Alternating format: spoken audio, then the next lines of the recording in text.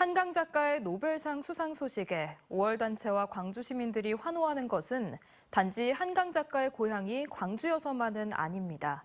노벨상 수상을 계기로 5.18을 왜곡하고 광주 정신을 깎아내리려는 세력들이 크게 줄어들 수 있을 것이라 기대하기 때문입니다. 지금까지 고소, 고발 등으로 해왔던 5.18 왜곡과 폄훼의 대응 방식도 변화가 예상됩니다. 김영찬 기자입니다.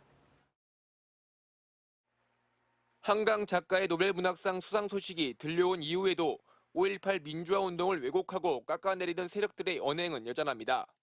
김규나 작가는 본인의 SNS에 소년이 온다와 작별하지 않는다를 거론하며 한강의 대표작들이 역사 왜곡이라고 비난하는 것에 그치지 않고 5.18 진압에 성공하지 못했다면 오늘의 자유 대한민국도 없었다는 막말을 쏟아내기도 했습니다. 김 작가는 또 5.18을 5.18이 아닌 욕설로 들리는 비속어를 쓰기도 했습니다. 지만원 씨는 법원에서 잇따른 패소 판결에도 아랑곳하지 않고 5.18의 북한군 침투설을 지속적으로 주장하고 또 이를 책으로 내고 있습니다.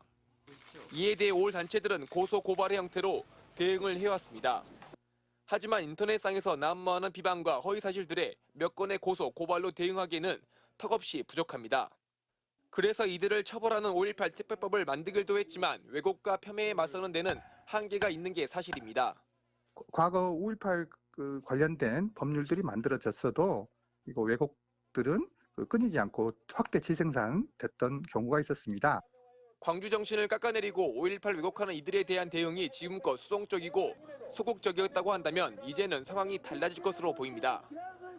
한강 작가의 노벨문학상 수상을 계기로 5.18이 재조명되고 광주 정신이 무엇인지를 알고자 하는 움직임이 자발적으로 또 적극적으로 일고 있기 때문입니다.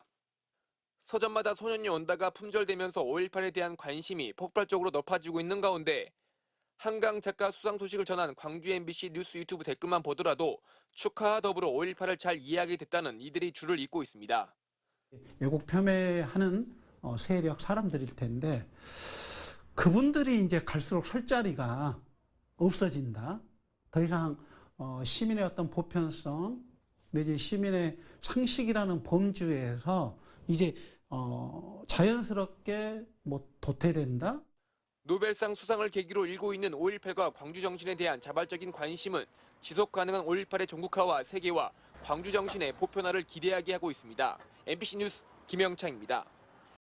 언제 어디서나 내 손 안의 뉴스. 광주 MBC 뉴스 유튜브 구독으로 함께하세요.